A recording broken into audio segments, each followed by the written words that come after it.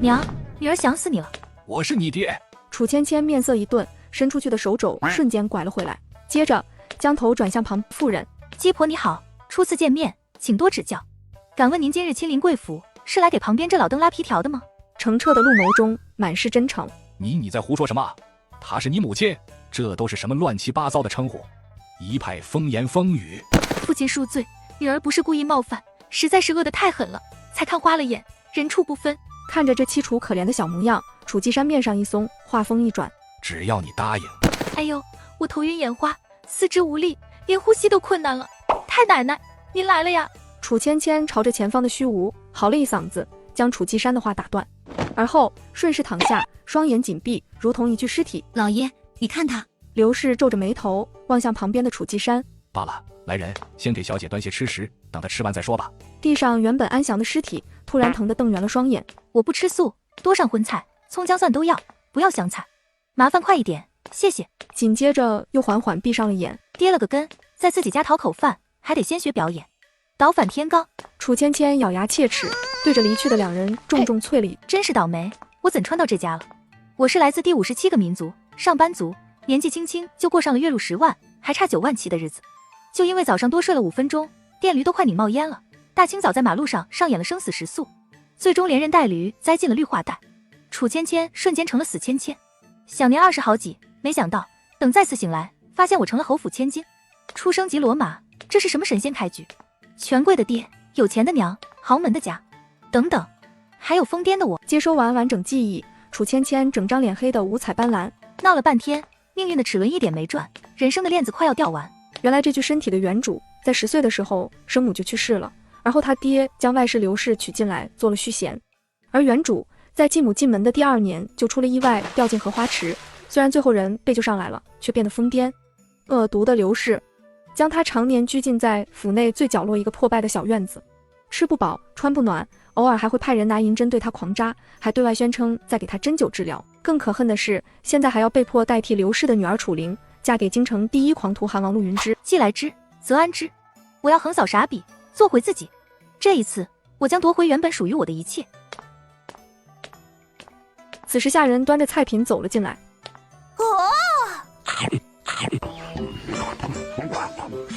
一阵风卷残云后，楚芊芊望着比脸还干净的盘子，满意的打了2个饱嗝。果然没有什么是一顿美食解决不了的，更何况我这一顿顶别人3顿。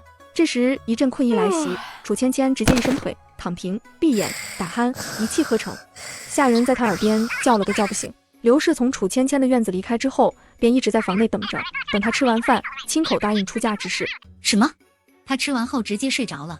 这个疯子居然学会了骗吃骗喝，这会还装睡，以为这样就能逃得过替嫁的命运？做梦去吧。这边楚芊芊正睡得香甜，一个身影悄悄地潜入她的房间。此时的容妈正抖着满脸的横肉，手中捏着一根长长的银针，狰狞着朝楚芊芊而去。一阵凄厉的嚎叫声从楚芊芊的房间传出，回荡在靖安侯府的上空。这个容妈怎么回事？都做了那么多次了，怎么还能犯如此低级的错误？下针之前不应该先捂嘴吗？就这洪亮的死动静，整个京城的人都得听见了。不好了，夫人，死人了，地上全是血，您快过去看看吧。什么？那个疯子死了？不是让容妈对他略施惩戒出气，怎么把他弄死了呢？不行，他可不能死。他要是死了，谁替我的宝贝女儿嫁到韩王府受罪？这个容妈真是老糊涂，越来越不中用了。刘氏加快了脚下的步伐，嘴里还念念有词：阿弥陀佛，老天保佑，那个疯子千万不能死。怀着无比忐忑的心情，刘氏进了楚芊芊的院子，扑面一股浓重的血腥味，脚下更是一软，险些栽倒在地。这一刻，他甚至希望死的是容妈。就在这时，屋内突然窜出一道身影，朝着刘氏重重地扑了过来。刘氏原本摇摇欲坠的身子直接倒地，后脑勺砸在地上。鸡婆，哦，不对，母亲，你快醒醒啊！有刺客要害我，怕！楚芊芊骑在刘氏身上，一边焦急的大声喊着，一边死命地扇着他的脸，还扣着他的眼珠子。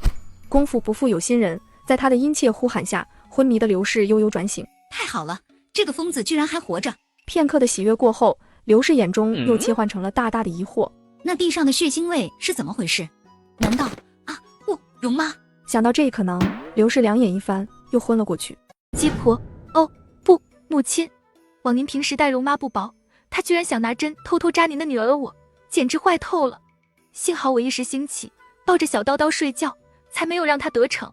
母亲，我为你除了如此恶奴，你是不是特别感谢我？刘氏闻言嘴角狠狠抽了抽，眼底浮现出无尽的恨意。我感谢你8辈祖宗，你这个死疯子还真是歪打正着。只是可惜了容妈，从此我也少了一件趁手的工具。算了，容妈已经折了，这楚芊芊再疯也是主子，砍伤一个下人，还是一个意图不轨的下人，想要借此对她刁难，根本立不住脚。更何况她现在也不能死，她还得替我的灵儿嫁去韩王府呢。到时候我的灵儿就成了侯府唯一的嫡女。想到这儿，刘氏抬头望向楚芊芊，眼底的恨意已然散去。前几日我与你爹爹跟你提的那门亲事，你可愿意？愿意，愿意，太愿意了。听了他的回答，刘氏瞬间呆住了，事先准备好的威胁和哄骗之词全数咽回了肚里。不过我有要求，我要我娘当年带来的财物全部拿出来给我当嫁妆。这个疯子果然还憋着坏屁，那些钱财进了我的口袋就是我的了，岂有还回去的道理？关于你的嫁妆，我自有安排，你就不必挂心了。好吧，要是敢骗我，新婚夜我就带着方才那把小刀刀杀了韩王，然后留下遗书，就说是受你指示，说你记恨他曾当街打断了你娘家兄弟的腿，说你想报仇不是1天2天了。刘氏气得险些背过气去。你个疯子，真是彻底疯了。我说到做到，希望你也是，我看好你哦。楚芊芊对着刘氏气歪的脸调皮的眨眨眼，迈步潇洒离去。刚回到院内，就看到吴妈哭哭啼啼的。我可怜的小姐和小小姐啊，你们娘俩的命怎么这么苦啊？此人是原主母亲的陪嫁嬷嬷，前些天回家探亲去了，今天刚回来的。我刚进府就听说了要你顶替楚灵嫁给韩王的消息，您等着，奴婢今天拼了这老命，也要砍了刘氏那毒妇，为您和小姐出口气。吴妈，淡定啊，你这么明晃晃的拿着斧头过去，只怕还没进刘氏的身就被摁下了。心意我领了，但平白送人头大可不必。我一定要去手刃毒妇。吴妈，这桩婚事是我自己愿意的。我没听错吧？小小姐，你能告诉我是什么原因让你同意这门亲事？吴妈满脑的疑惑。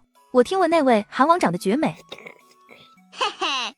还听说王府的厨子水平比皇宫里的御厨都高。垂涎老虎的美食就算了，还惦记老虎的美色，果然是疯病又严重了。这个大馋丫头为了一张嘴都不要命了吗？可是没有可是，吴妈不要别劝了，我势在必吃。楚芊芊开口打断了她的规劝，想到即将到口的美味，甚至还吞了一下口水。上一世身为996牛马的我，每天早上一个淋巴肉包子和一杯勾兑豆浆，中午再来一份预制僵尸肉外卖，晚上独自缩进黑心棉被窝里，流着泪感慨夜太漫长。重活一世，我想吃点好的。至于那位韩王的恶名，我可没往心里去。他就算再狂，起码脑子没病。可我就不一样了，我又疯又癫，脑子有大病。常言道，不疯不癫不成佛。我都成仙了，还怕一个凡人不成？韩王府虽是虎穴，但那只是听说，侯府却是实实在在的狼窝，离开未必不是好事。吴妈，你愿意跟我一起去韩王府吗？奴婢当然愿意，只是夫人她未必会同意。我自有办法让刘氏点头，你早些回去收拾行李。韩王府书房内，那个疯女人当真是那么说的？千真万确。另外，准王妃在提到王爷您美色的时候，口水差点都流出了，还笑出了声。别说，准王妃虽然疯，但笑起来真是好看，就如同画上的仙女。你称呼她为准王妃，还说她笑起来很好看。语气很冷，眼眸中的杀气波涛汹涌。魏云不自觉打了个冷战。时间不早了，王爷早些歇息，属下告辞。说完不等面前的人回话，拔腿就往外跑。跑到一半，突然想到什么，又折返回来。王爷，天色不早了，您该动身出城了。我去把您的马先牵出来。不用了，去把喜袍取来。王爷您不逃婚了，您终于想通了，属下真是太高兴了。第二日，韩王府的花轿准时地出现在了靖安侯府的门前。嫁妆可否按照我的要求都备好了？备好了，按照你的要求全都备好了。这死丫头跟她那死娘一样，看似柔弱骨子，实则狠毒。刺杀韩王的事情，她绝对做得出。呸！吴妈，我们走。慢着，吴妈不能去。这个疯子简直是得寸进尺，要是再忍下去，他都得骑我头上拉屎。他是我的人，理应随我一起嫁入王府，怎么，你有异议？你的人，哼，他的卖身契握在我的手中，自然不能跟你走。母亲，你看这个，如果我没看错的话，这张卖身契上的买方名字是我母亲，她不在了，理应由我继承，所以吴妈是我的人，我今天就要带她走，你们谁也管不了。气死你！略。望着楚芊芊离去的嚣张背影，刘氏当场捏住了气，直挺挺地往后倒去。1个时辰后，被抬回房内的刘氏重新睁开了双眼。夫人，你确定韩王杀了芊芊泄愤，就不会再来杀我们了吗？这个糟老头子守在我床前，还以为他是紧张我的安危，何止是怕死。老爷放心，韩王就算再凶狠，他也不敢来侯府杀人。想到楚芊芊，刘氏惨白的脸上露出了一抹阴毒的笑意。这个时辰该入洞房了，只要那个疯子发个癫把韩王激怒，那他的死期也就到了，到时候那些嫁妆也会重新回到我的手中。美好的新生活，你姑奶奶来了。夜正浓，新房内，楚芊芊端庄地坐在喜床上。这哪是成亲，这分明是遭罪，折腾了整整1天，好不容易到了王府，以为终于能吃上好的了，结果我在婚房坐了半个时辰，更无人搭理，饿死我了。2个王府的婢女面无表情地立在房门两旁，吴妈嘴皮子都快磨破了，也没问出来到底王爷何时会来。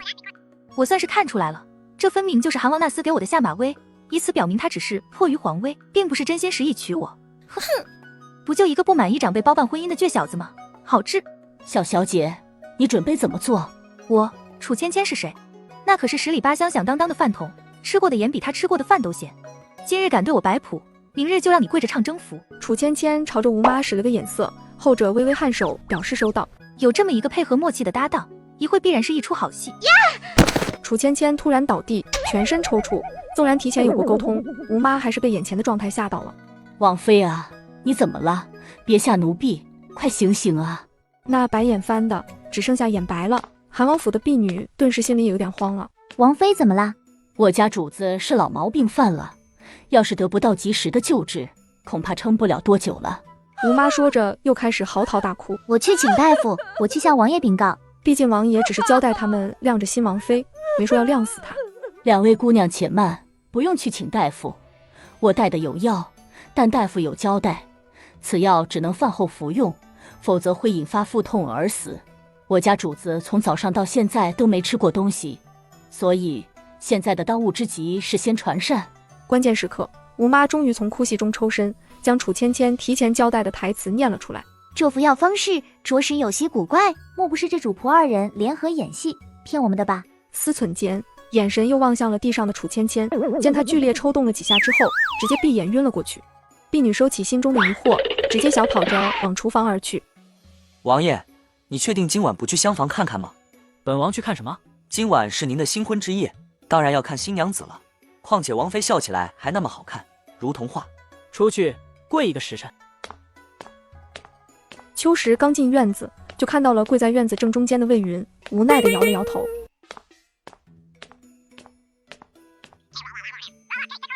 你说王妃她突然急症，性命危在旦夕。是，王爷，你要不要过去看看？我知道了，你下去吧。是，王爷，奴婢告退。秋实原本还想继续劝，但想着跪在外面的魏云，便打消了这个念头，默默退了出去。才刚成亲还没圆房呢，就成了官夫。我可怜的王爷，您的命怎么这么苦啊？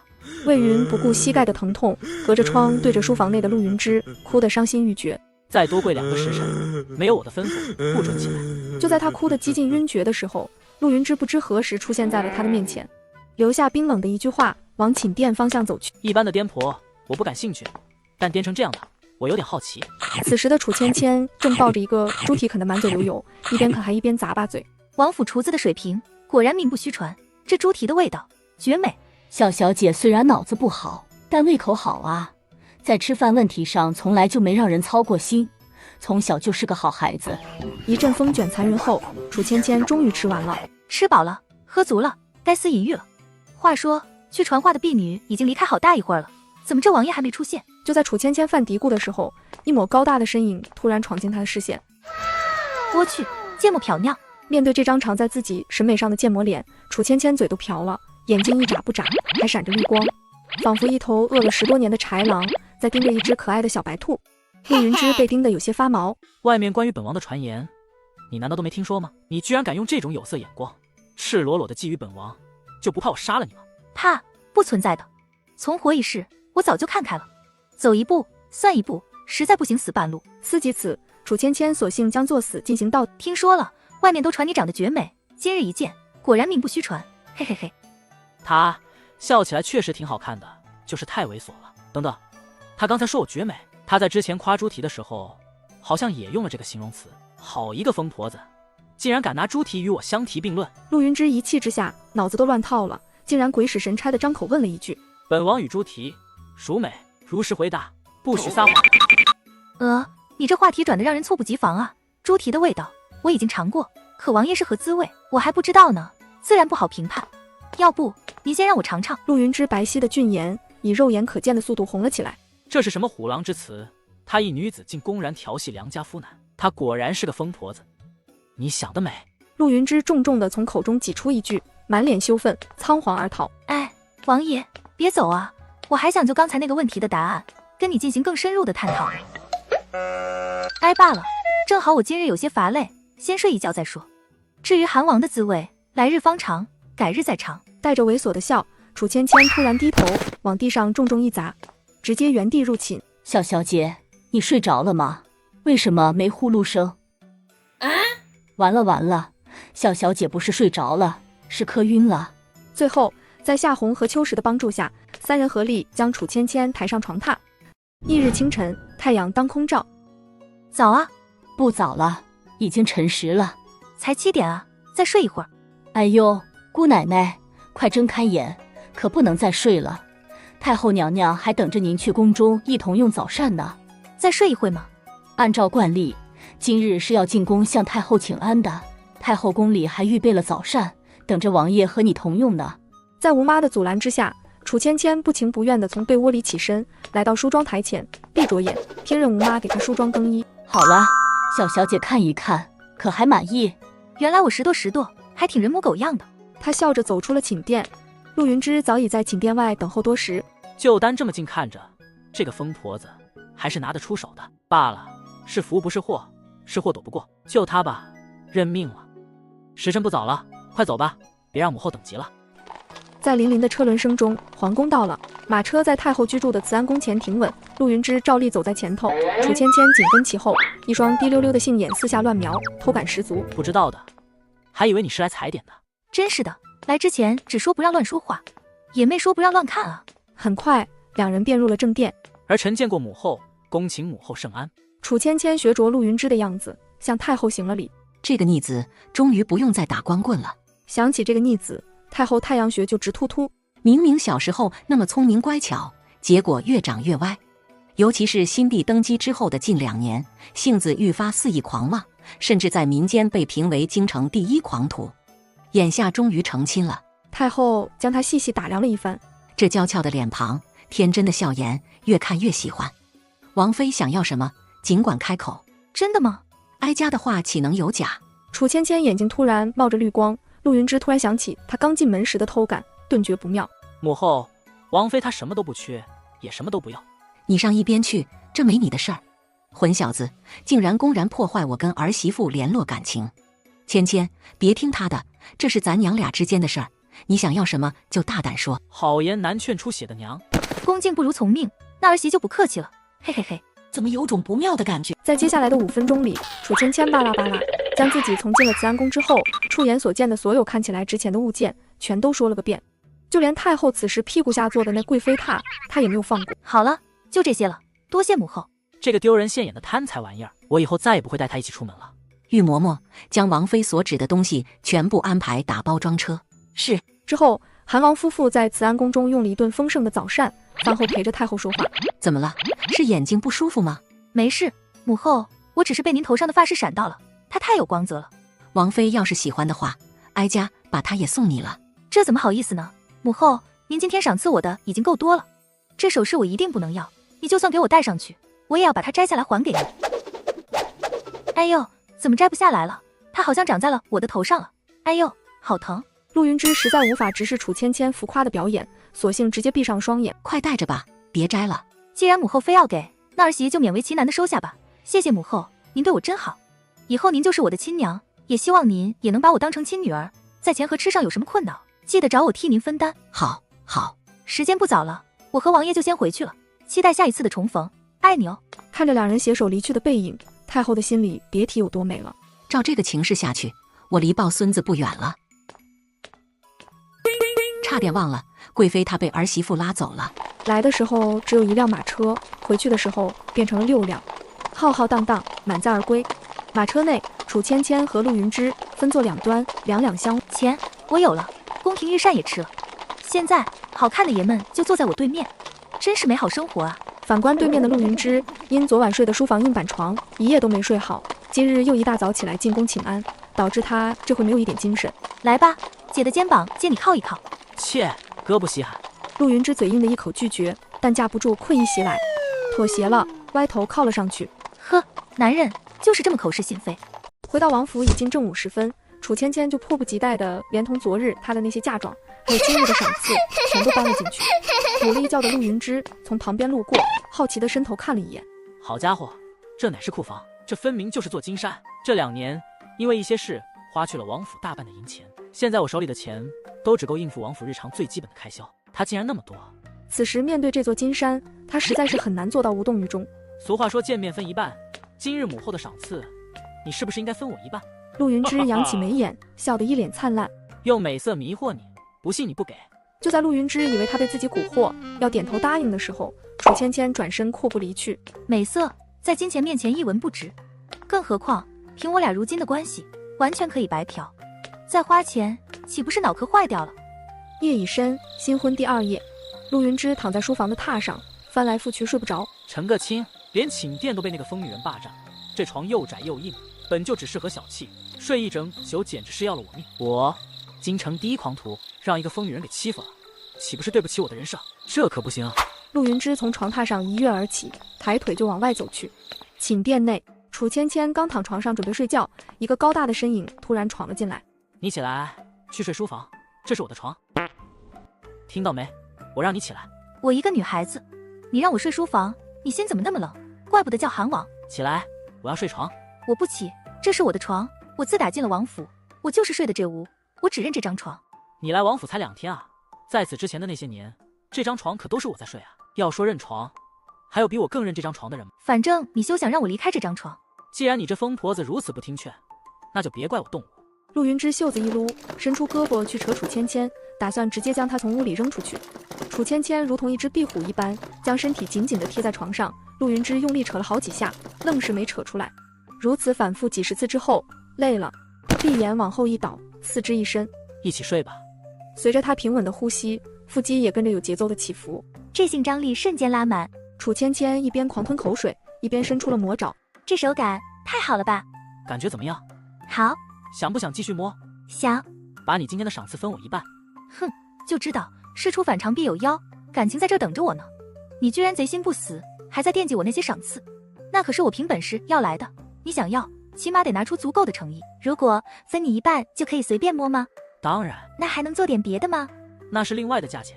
切，有实力没诚意，你最好留一个眼睛站岗，否则等你睡熟的，看姐怎么蹂躏你。第2天天亮，刚一睁开眼，楚芊芊就看到陆云芝缩在角落里，眼神中带着无尽的幽怨。难道昨天我真的把她给蹂躏了？不对啊，我的衣服还整整齐齐地穿在身上呢，那到底是怎么回事？楚芊芊，我就没见过像你这样睡觉不老实的人，磨牙放屁打呼噜我也就忍了，你还满床乱滚，还用脚踹我，早知道我还不如睡书房呢。床虽然硬点，起码不用挨揍。是你自己非得在这睡的，我又没有逼你。王妃，礼品奴婢已经备好了，您看什么时辰动身？王妃，要奴婢说啊，那个黑心的侯府，咱就别回去了，省得添堵。这个门今天我必须回，没别的，就单纯的想回去添个堵。现在就走吧，礼品就不必拿了。王妃等一下，你不带礼品也得把王爷带上啊。不用了，这个门我自个儿回就行了。我昨晚把陆云芝折磨成那个鬼样子，要是带她回去，她不得当场退货。我可不想再回去跟霍家那帮牲口共主意哦。楚芊芊跳上马背，下一秒，马车如同离弦的箭一般飞奔着离去。驾，向着今日份的快乐源泉出发。刚刚是什么庞然大物从本王眼前飞了过去？回王爷，是王妃和她的马车。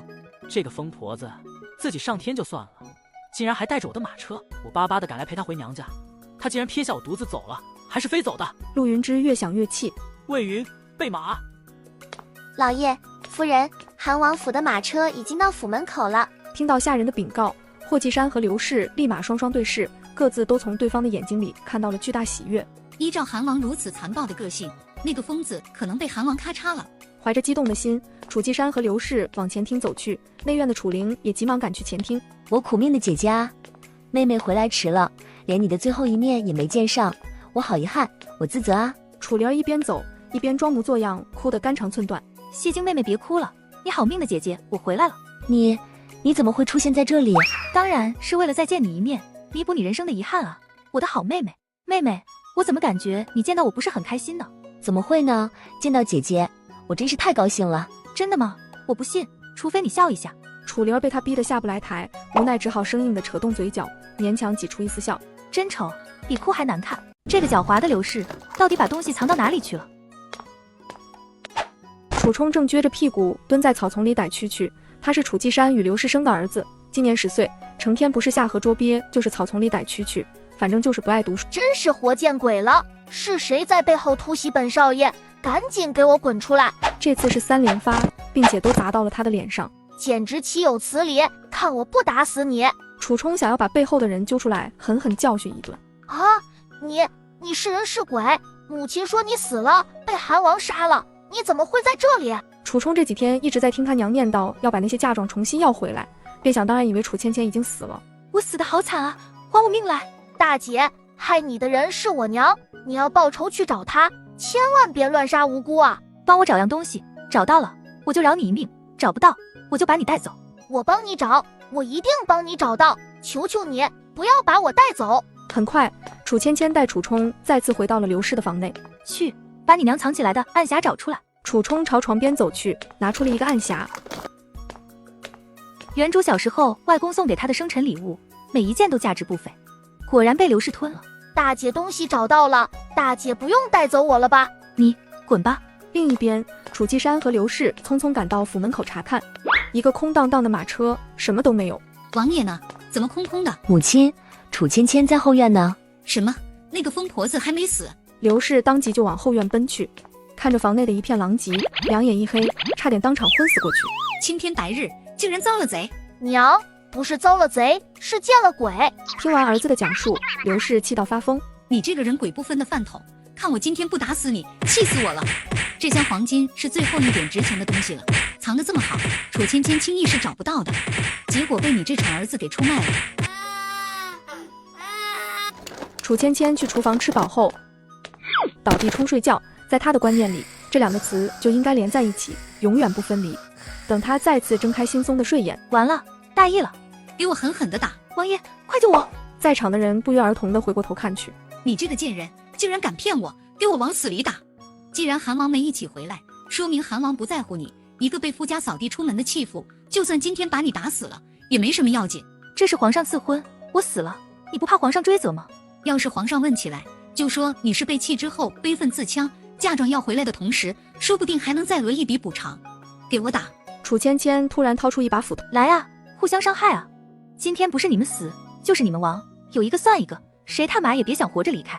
几个家奴，你瞅瞅我，我瞅瞅你，谁也没有动。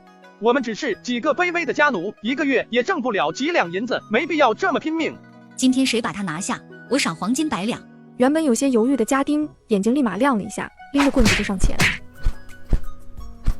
什么是如此热闹啊？这时众人看到了陆云芝。参见王爷。贤婿。楚继山只觉得脊背一凉，赶紧缩了回去。王爷怎么没跟芊芊一起？妾身还以为您不来了呢，有失远迎，还望王爷赎罪。陆云芝闻言，嘴角狠狠抽了抽。我倒是想跟他一起来，可他也没等我啊。这个明显不悦的表情，自然没有逃过眼尖的刘氏的眼睛，原本还忐忑的心情瞬间有了底。看来这个疯婆子确实把韩王惹得不轻，把人赶回娘家还不算，又亲自追过来问罪。想到这儿，刘氏又带着笑开了口。王爷看起来心情似乎不是很佳，可是芊芊不懂事，惹到您了。他岂止是不懂事，根本就是落入凡间的恶魔。我果然没猜错，这个韩王对楚芊芊简直是恨之入骨，恨不得吃了她。既然如此，我就顺水推一把粥，既解了韩王的气，又惩戒了那个疯婆子。你咋跟来了？本王想来便来，要你管。好好好，你牛掰，你说了算。我自然是牛，还用你说？哟，说你胖，你还喘上了。我自然是胖，要你不对，本王体态匀称，身材健美，哪里胖了？切，自恋狂！镊子，还不赶紧跪下，给王爷赔罪！糟老头子让我下跪，怎么办？凉拌！看到陆云芝拒绝帮自己还一副看好戏的样子，楚芊芊恨得牙痒痒的，但又无可奈何。她无奈地叹了一口气，然后慢悠悠地弯腰屈腿。他来了，他来了，他要向我下跪认错了，我的面子和里子终于要找回来了！哈哈哈哈哈哈哈！下一秒，陆云芝的笑容就凝固在了脸上，并逐渐消失。你竟然躺下了，怎么样？姐这随地乱睡的本事，是不是特别羡慕啊？你的脑子绝对有问题！楚季山也没想到他会来这么一出，再看陆云芝被气得眼都闭不上了。镊子，我让你下跪，没让你躺下。哎呦，还是这个姿势舒服啊，好累啊，我得先睡会儿。楚芊芊说着闭上了眼睛，紧接着均匀的呼噜声也跟着响起。什么情况？我正跟他训话呢，他居然就这么当场睡下了，还睡着了，还睡得那么香。刘氏拿着棍子准备向楚芊芊挥去。我让你睡，看我不打死你！慢着，当着本王的面打我的王妃，不合适吧？王爷不是讨厌芊芊吗？怎么现在又护着她，有点让人琢磨不透啊！难道……快把棍子给王爷，让他来打。王爷恐你下手的力道不够，打得不解气，他想亲自动手。王爷，是我们考虑不周，这棍子给你，你来打。对，王爷，您不用顾及我和侯爷，只管狠狠地教训他，哪怕是打死了，我们也认。说完，嘴角含笑，看向熟睡中的楚芊芊。哼，都死到临头了，还能睡得着，还真是个疯婆子。就韩王那威武之躯，只要他出手，就算不死也得丢掉半条命。楚季山此时也正怒目瞪着楚芊芊。要说之前想到让他死，我多少还会有点于心不忍，可是现在我巴不得他马上就被打死。这个不孝的疯癫女，今日让我再丢尽了脸面，根本死不足惜。我为什么要打他？正翘首以盼的楚季山和刘氏懵了。现在的恶霸都这么讲究吗？打人之前还得找个充分的理由吗？不是应该打你就打你，还需要理由吗？算了，既然他非要讲究，那就陪他走个流程吧，谁让人家是王爷呢？想到这儿，楚季山找了个理由。王爷，老夫叫女无方，致使他行为无状，冲撞了王爷，实属该死。你出手教训他，合情合理。是啊，王爷，俗话说在家从父，出嫁从夫。作为他的父母，我们没教育好他，王爷今天就当替我们教育了。这下总可以开打了吧？不错不错，侯爷和夫人这个理由找的真是妙极了。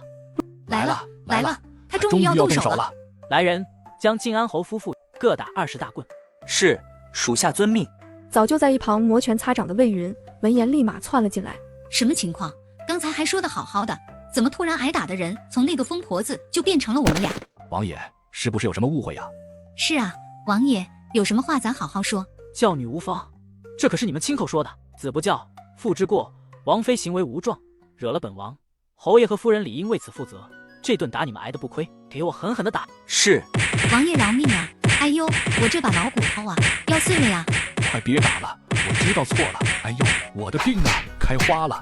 有这等好戏看，我也不困了。这两个老东西，今日真是实力演绎了一把搬起石头砸自己的脚，真是太经典了，太好笑了。我取的这个到底是个什么东西？很快，20大板打完。今日这20大板，就当对你们这些年对他的虐待略施惩罚。你看够了没？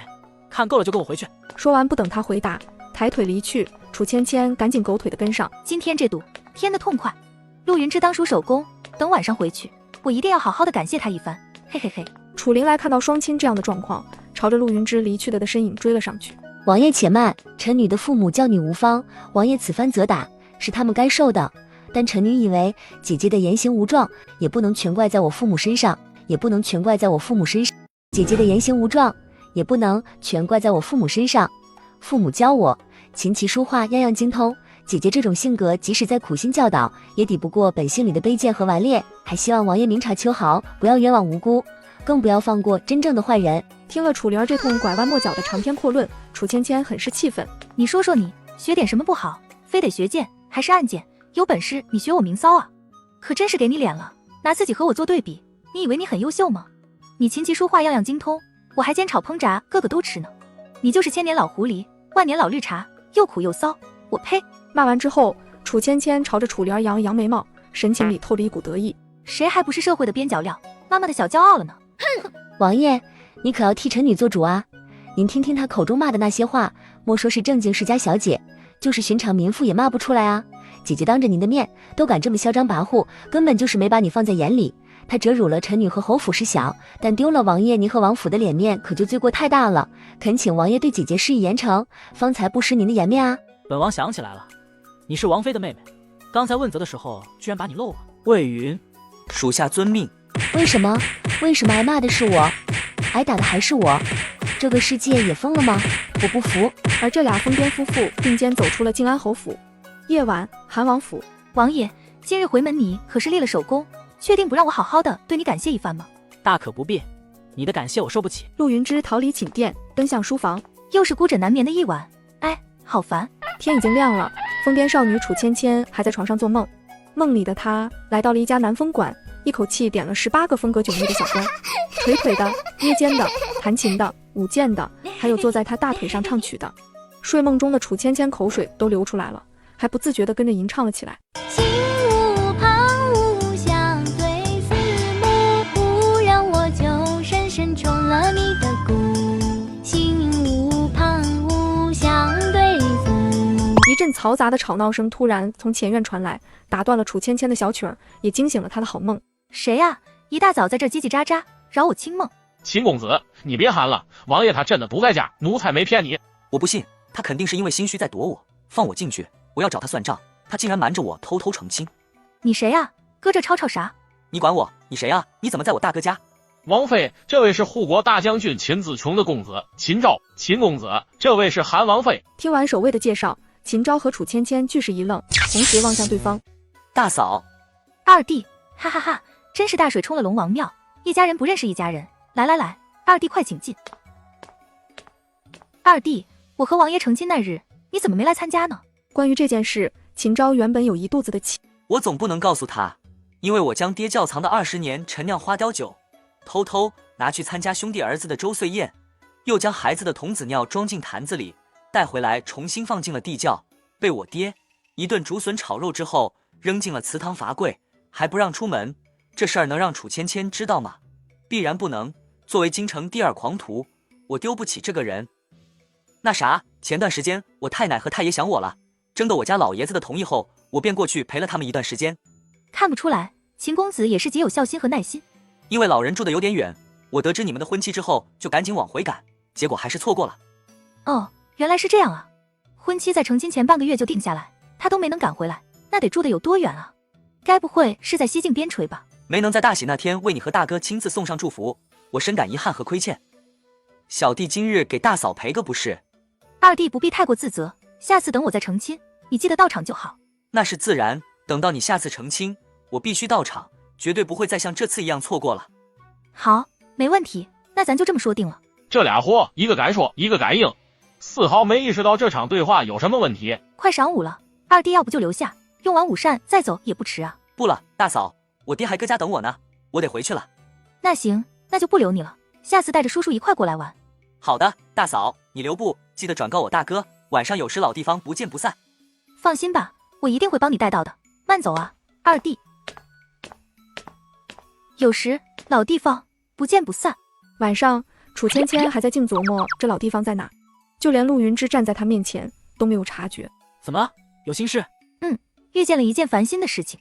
什么事？说来听听。就是我有2个朋友，他们吵架了，不管我怎么劝，他们就是不肯打架，好烦啊！我就多余问那一嘴。对了，早上咱二弟来过，还托我给你捎句话。二弟还咱二弟啊，你都不记得了吗？就是秦将军的独子阿昭啊。阿昭、秦昭，看来两人这一上午没少聊啊，昵称都聊出来了。他都说什么啊？他说没喝上我们的喜酒，他很遗憾，等下次再成亲，他一定亲自到场祝贺。很好，真兄弟，够仗义。哦，对了，他还约你有时在老地方相见。知道了。说完，转身离开了。吴妈，现在是什么时辰？快到酉时了。王妃，怎么了？没什么，我就是验证一下。吴妈前脚离开，后脚楚芊芊依旧飞快地跑了出去。原来这就是两人所说的老地方。好你个陆云芝，来这种地方居然不带我！哼，想抛下我独自去享受，门都没有。眼看着陆云芝和秦昭走了行去，楚芊芊也跟了上去。刚才进来那2位公子去了哪里？你和他2位是一起的吧？他们在2楼东头的雅间，从这边上去，你请。你看走眼了，我跟他俩不熟，别找一个西头的雅间，离他们越远越好。他拿出几锭银子，将你们店内最上等的小官带过来。老鸨看着桌上那明晃晃的银子，眼睛都直了，赶紧去招呼人来。不一会儿，长相俊美的男子围在楚芊芊的身边，捶腿的、捏肩的、唱曲儿的，整个一梦境照进现实，被狠狠爽到了。另一头，2楼东边的雅间内，南风馆的管事云娘正对陆云芝汇报着什么。王爷，不好了，王。魏云说到一半，眼神瞥到云娘，又生生止住了。好了，我知道了，你先下去吧。是。王爷，王妃也来了这里，就在西边的雅间，而且她还什么？说。王妃她还点了小官。什么？她居然还点了男妓？陆云芝阴着脸冲了出去，秦昭立马屁颠屁颠的跟了过去。敢找小官，不愧是大哥的女人，够狠。楚芊芊，你怎么来了？是该我问你，你怎么在这？这点了小官。我今天的风太大了，我本来要去胭脂铺的，结果被吹到了这里，嘿嘿嘿。楚芊芊说着就往外溜，然后快速逃离。点男妓被丈夫当场抓住，这把着实玩的有点大了。从南风馆出来之后，楚芊芊不敢回王府，在街上闲逛了起来。在街头露宿一晚，问题倒是不大，但也不是长久之计啊。色字头上一把刀，我应该忍一忍的，起码要等陆云芝和秦昭走了，我再进去。哎，失误。他的眼角突然瞥到身后有一个影子，顿时心里一惊，不自觉加快了脚下的步伐。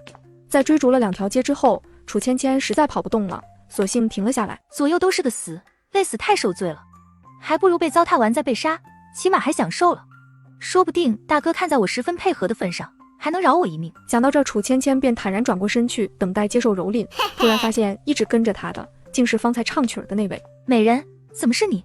是不是舍不得我才来追我？都怪陆云芝那个碍眼货，突然冒起来横插一杠，坏了你我之间的好事，简直可恶到了极点。想起方才被当场捉奸的事情，楚芊芊顿时又是一肚子火。明明都是去玩的，你玩你的，我玩我的，大家无不干涉，岂不美哉？奈何某些人心胸狭窄，外加心理扭曲，只许州官放火，不许百姓点灯。哎，谁让人家是高高在上的王爷，自己只是一个寄人篱下的可怜虫，更何况还是在男尊女卑的封建社会。可怜我和眼前这位李美人，只能被棒打鸳鸯，天各一方。不许你那么说王爷，他才不可恶，在我心中，他是世界上最英勇神武的男儿，是我一生仰望的白月光。什么玩意儿？陆云芝？白月光？合着他不是为我而来？是的，白月光，可望不可及。想到陆云芝，他又似是自嘲地说道：罢了，我只是地上卑贱的泥，而他是天上皎白的月，我本就不该心存妄想。王妃，恳求您在以后的日子里照顾好王爷，奴家在这里叩谢了。他跪地对着楚芊芊一拜，而后坦然离开。别走，留下来，咱们3个一起过。听清楚芊芊口中的话后，李少君愣住了，他以为自己听错了，疑惑地看向他。多谢王妃成全，奴家感激不尽，下辈子奴家必当牛做马报答您的恩情。当然，楚芊芊这么做并不是她多善良，而是李少君若是进了王府和我做了姐妹，那我以后就可以免费听曲了，这得省下多少银子呢？如此见外的话不用再讲了，咱3个一起把日子过好，比什么都强。姐姐，妹妹。躲在暗处的陆云芝再也忍不了。你们在上演姐妹情深的戏码之前，能不能问问当事人，也就是我的意见，能不能？到底能不能？陆云芝自己是个很能掌控情绪的人，可是今天他破防了。我无语，我崩溃，我想杀了你们，我不想活了。楚芊芊和李少君面面相觑，完全不明白为何他会突然发这么大火。你立刻马上给我回南风馆，以后都别让我再看到你。看着陆云芝猩红着双眼朝他怒吼，李少君嗷的一嗓子，捂着脸哭着跑开了。真狼心似铁，你居然没逃跑！一个多情艺妓，一个风流王爷，多么劲爆的 CP， 我都磕上了。你刚刚那样吼他，他心都碎了。王爷，你为什么不肯收了李少君？他那么好，还对你那么痴情。本来以为你会认错，我还怕我心软，我的心也跟着悬了起来。现在悬着的心终于死了。魏云，将王妃带回去，从明天起，没有我的同意，不得出府。此后几日，楚芊芊居住的院子门口便多了个持剑侍卫。每当他试图靠近院门，他们按在剑柄上的手指便开始有所动作。别紧张，我只是想去茅厕，顺便路过这里，并不是想出去。楚芊芊在廊下的躺椅上坐了下来，拿起酒杯，一杯敬自由，一杯敬过往。突然，一个熟悉的身影出现在他眼前。大嫂，怎么一个人坐在院子里喝闷酒？二弟，是你啊，来，一起喝一杯。不好意思啊，二弟，酒都被我喝光了，嘿嘿。大嫂，你娘家可还有姐妹，表的也行。你问这个干什么？嘿嘿，求介绍。通过这几次的接触，我愈发感觉大哥能娶到大嫂简直太有福气了，着实让我眼红。大嫂开朗又大气，能吃能睡还能喝，跟其他那些矫揉造作的京城贵女们完全不一样。这个福气我也想要。倒是有个妹妹叫楚灵，楚灵儿这个蛇蝎跟秦府结亲，她根本就不配。还真有个妹妹，那择日不如撞日，要我说就今日吧，带我去见见吧。当即推着楚芊芊就往门口去。王爷有吩咐，王妃只能在内院活动，不得出门。秦昭没料到会有这么一出，一怒之下怒了一下，俩只好重新回到廊下。威震四方的秦老将军的独子，竟如此怂。大嫂，打不过门口那个，可是京城1等1的高手。陆云之这个王八蛋，竟然叫个武林高手来看管我。哼，我楚芊芊是谁啊？风血压我2、3年，两眼一闭就长眠。生活想踢我一脚，结果一腿下去暖暖的，呀，踢到棉花了。又想将我嚼碎，结果发现我入口即化。就为了我这么一个彻头彻尾的废物，找来个高手守护。陆云之，你丫变态吧？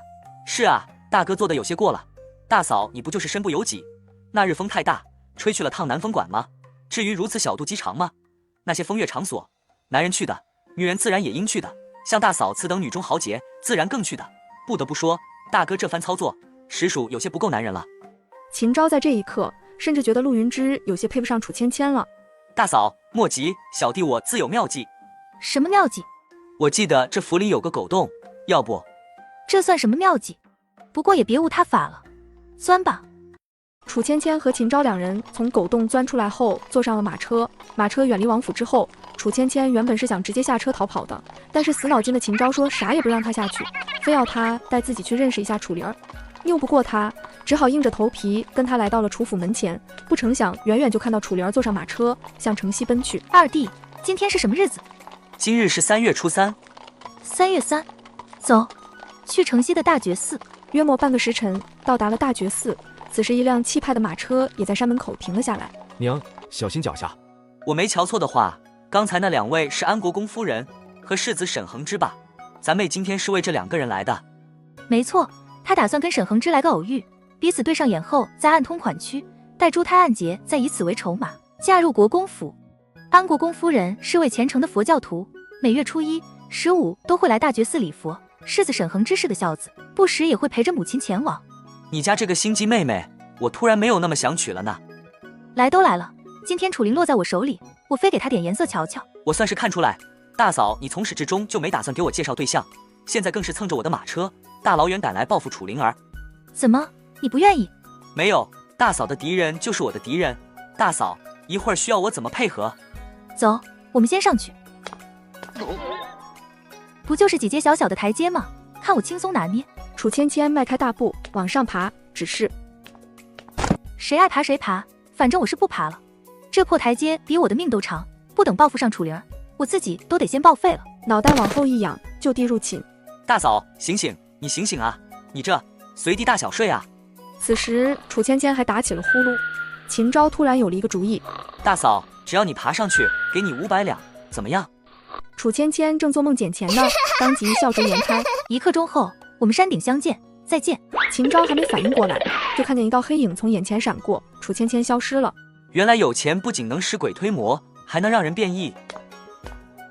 1刻钟后，叔嫂2人顺利在山顶相见，只不过一个神采奕奕，一个气喘吁吁。大嫂，你有那么缺钱吗？有钱看正直虚正，莫待无钱空打工。这世界上唯一不会背叛你的就是钱，其他的东西，尤其是男女之间的情爱，都是虚无的。所以不管什么时候，挣钱才是唯一的王道。二弟，你懂了没？懂了。很快，讲佛开始了。